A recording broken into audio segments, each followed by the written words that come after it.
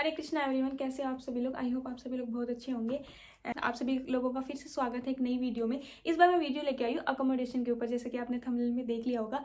And बहुत सारे comments आ रहे थे अकोमोडेशन के ऊपर भी वीडियोस बनाओ, तो मैं बेसिक आपको बता देती हूँ कि जो मैं काइगो के ऊपर वीडियो बना रही हूँ, एग्रीकल्चर के ऊपर वीडियो बना रही हूँ, लाइक कुछ चीज़ें होती है जो सेम होती है, क्योंकि एसएसडब्ल्यू वीज़ा का सेक्टर है, ठीक है। इसमें बहुत सारे जो रूल्स रेगुलेशन है एसएसडब्ल्यू वीज़ा के, वो सारे सेम है। लाइक अराउंड जो सैलरी होती है वो सेम होती है, ठीक है। एग्ज़ाम टाइप क्या होता है वो सेम होता है, तो बहुत सारी चीज़ें सेम भी है, लेकिन कुछ चीज़ें सेम डिफरेंट होती है।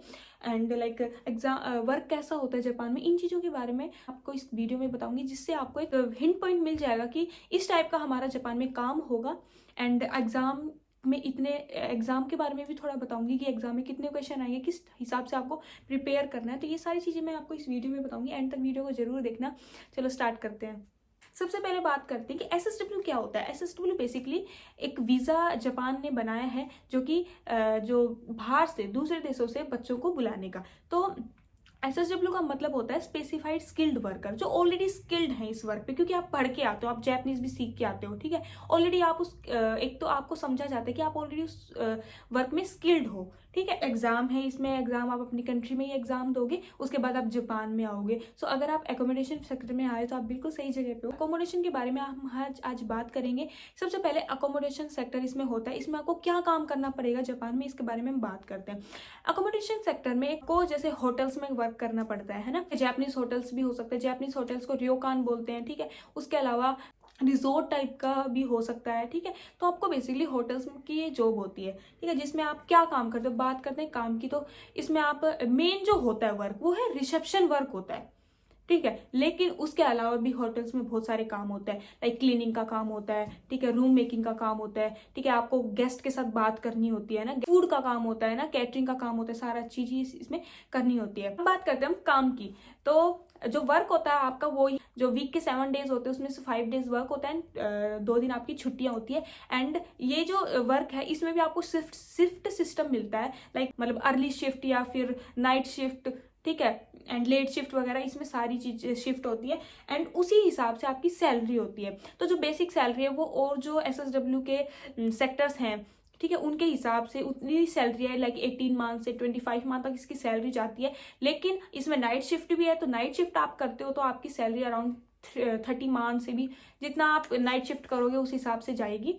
अब बात करते हैं हम एजुकेशन की, कि आपके पास कौन कौन से सर्टिफिकेट होने चाहिए, आपको क्या क्या आना चाहिए, तभी आप इस फील्ड के लिए ट्राई कर सकते हो। सो अगर हम आपकी बेसिक एजुकेशन के बारे में बात करते हैं, तो इसमें मैंने लास्ट वीडियो में बताया था कि ऑफिशियल इसकी किसी साइट पे कुछ ऐसा ऑफिशियल नोटिस नहीं है कि आपके पास बैचलर की डिग्री होनी चाहिए, या फिर आपके पास मतलब किसी भी फील्ड में, इस बेसिक फील्ड में आपके पास डिग्री होनी चाहिए, नहीं, ऐसा कुछ भी नहीं है। आप 10th पास हो, 12th पास हो, ये ऐसा इसमें कोई नोटिस नहीं है। आपके पास JLPT N4 या फिर GFT के एग्जाम का सर्टिफिकेट होना चाहिए, कि आपने GFT का एग्जाम पास किया हुआ है, वो होना चाहिए।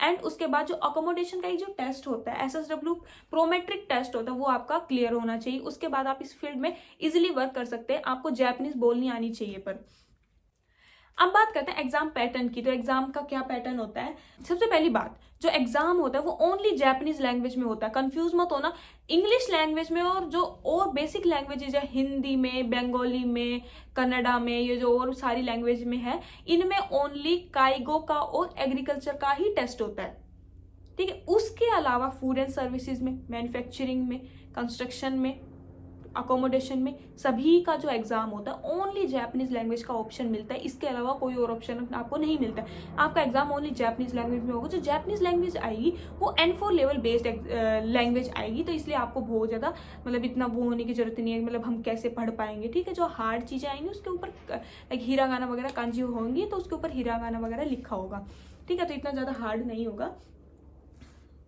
एंड एग्जाम की बात करते हैं, तो एग्जाम में आपके पास टोटल 36 क्वेश्चन आते हैं। एक ही एग्जाम होता है, जैसे और में, जैसे काइगो में और एग्रीकल्चर में दो दो एग्जाम होते हैं, ऐसा कुछ नहीं होगा, क्योंकि आपका एग्जाम ऑलरेडी जापानीज लैंग्वेज में आ रहा है, तो आपको अलग से जापानीज लैंग्वेज का एक और टेस्ट देने की इसमें जरूरत नहीं है। इसमें आपके पास एक ही टेस्ट होगा, जो 36 टोटल 36 क्वेश्चन आएंगे, जिसमें 30 क्वेश्चन आप जो बुक पढ़ोगे उसमें से आएंगे, एंड उसके अलावा 6 प्रैक्टिकल क्वेश्चन आते हैं। तो उनका आपको मतलब प्रैक्टिकल चीज़ें आपसे पूछी जाएंगी, भाई ऐसा होगा, सिचुएशनल क्वेश्चंस आते हैं, 6 क्वेश्चन वो आएंगे। एग्जाम जो होगा वो सीबीटी बेस्ड एग्जाम होता है। आपको होगा जब सेंटर पे आप एग्जाम देने जाओगे तो आपके सामने ऐसा लैपटॉप रख दिया जाएगा, सिस्टम रख दिया जाएगा, उसमें आप एग्जाम दोगे, ठीक है। जो अकोमोडेशन सेक्टर है इसमें आपको काइगो की तरह, एग्रीकल्चर की तरह है ना, जैसे आप एग्जाम दोगे, सीबीटी बेस्ड एग्जाम होता है, आपको तुरंत स्क्रीन के ऊपर पास फेल का जो रिजल्ट है वो आपको नहीं मिलेगा। इसमें रिजल्ट में आपको 10 से 20 दिन लगते हैं, ठीक है। एंड मतलब आपको वेट करना पड़ेगा, आपको तभी की तभी नहीं पता चलेगा कि आप पास हो या फेल हो। तो ये सेक्टर है, ये इसमें आपको जैसे क्लाइंट से बात करनी पड़ेगी, है ना, उनको सर्विस प्रोवाइड करनी पड़ेंगी, आपको रिसेप्शन पे भी वर्क करना पड़ सकता है। तो एक मतलब कांटेक्ट में रहोगे क्लाइंट्स के, है ना। तो ये जो फील्ड है इसमें आपको बहुत ही केइगो टाइप की जापानीज आनी चाहिए, ठीक है। अब केइगो मतलब बहुत ज्यादा हम्बल वर्ड, जो आप N4 में भी पढ़ते हो। जब आप N4 के लास्ट के लाइक 45 से 50 के चैप्टर्स में जाते हो तो वहाँ पे बहुत ही केइगो चीजें आपको पढ़ाई जाती है, लाइक किसी भी चीज के लिए इतादाकी मास यूज करना, है ना, इराशाई मास, गोजोंजी देशो का, तो मतलब ऐसे सारे वर्ड्स, हम्बल वर्ड्स बताए जाते हैं। तो वो केइगो लैंग्वेज जापानीज की बहुत ही हम्बल रिस्पेक्टफुल लैंग्वेज आपको आनी चाहिए। सो हाँ, तो ये चीजें यूज होंगी, आप कुछ भी ऐसे नहीं बोल सकते क्योंकि क्लाइंट से बात कर रहे हो, ठीक है। एंड अब हम बात करते हैं कि इंडिया में कहाँ कहाँ पे एग्जाम हो रहा है। तो बेसिक जो और की तरह है कि हर लोकेशन पे एग्जाम नहीं हो रहा है, ओनली 3 लोकेशंस पे अभी एग्जाम अवेलेबल है। एंड जो लोकेशंस है, एक तो है गुड़गांव, उसके बाद है बैंगलोर एंड एक गुवाहाटी। इन 3 ही लोकेशंस पे जो अकोमोडेशन का एग्जाम है ये अभी अवेलेबल है। कहते प्राइस की कि एग्जाम का प्राइस, एग्जाम के प्राइसेस में, एग्जाम की जो फीस है उसमें भी बहुत ज्यादा डिफरेंसेस हैं। सबसे जो सस्ती फीस है वो काइगो की है, जो कि है 560 इसका जो नेट प्राइस है, एंड जीएसटी लगने के बाद इसकी 661 प्राइस होती है। अब हम बात करते हैं अकोमोडेशन की, वीडियो अकोमोडेशन की है ना इसलिए। एंड जो अकोमोडेशन की जो फीस है वो है, नेट प्राइस है 3915 रुपीज, एंड जीएसटी लगने के बाद बनता है 4620। तो फीस बहुत ज़्यादा है। आप अगर एक बार एग्जाम के लिए प्रिपेयर करते हो तो फीस बहुत ज़्यादा, मुझे ऐसा लगता है। देखो, मैं आपको एक अपनी एडवाइस दे रही हूँ, ठीक है। आपको अच्छा लगे तो रख लेना, नहीं तो मत रखना। एडवाइस ये है कि अभी आप देख रहे हो मैंने सभी सेक्टर्स के ऊपर वीडियोस बनाई है, ठीक है। एंड इन सेक्टर्स में क्या है कि आपके पास फ्रीली एग्जाम देने के इजी ऑप्शंस ओनली काइगो और एग्रीकल्चर में है। और सारे जो एग्जाम है वो या तो जापानीज लैंग्वेज में हो रहे हैं, रिजल्ट्स भी बहुत दिन बाद आ रहे हैं, फीस भी सभी की एग्जाम्स की बहुत ज्यादा है। तो मतलब क्या इस चीजों से मुझे क्या लग रहा है कि जापान को ओनली काइगो और एग्रीकल्चर में ही बच्चे चाहिए, तभी उस जो एग्रीकल्चर है उसमें आप इंग्लिश में भी एग्जाम दे सकते हो, हिंदी में भी दे सकते हो, उर्दू में भी दे सकते हो, काइगो में भी इंग्लिश में भी दे सकते हो। तो जापानीज लैंग्वेज है, फीस भी बहुत ज़्यादा है, तो वो आपके ऊपर है। वर्क लोकेशन की बात करें तो ऑब्वियस ही बात है, ठीक है, टूरिस्ट प्लेस होटल्स का वर्क है तो आपको सिटी एरिया में ही वर्क मिलेगा। बहुत साफ सुथरा वर्क है, बहुत ही सेटिस्फाइंग वर्क है।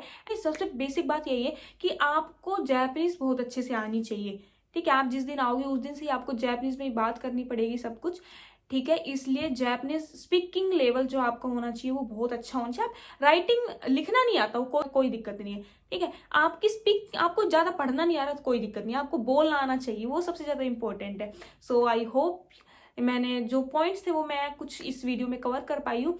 एंड कुछ रह गए तो आप मेरे को कमेंट करना। आई होप ये वीडियो आपको हेल्प करेगी। सो इसी के साथ आपको सभी को थैंक यू। हरे कृष्णा।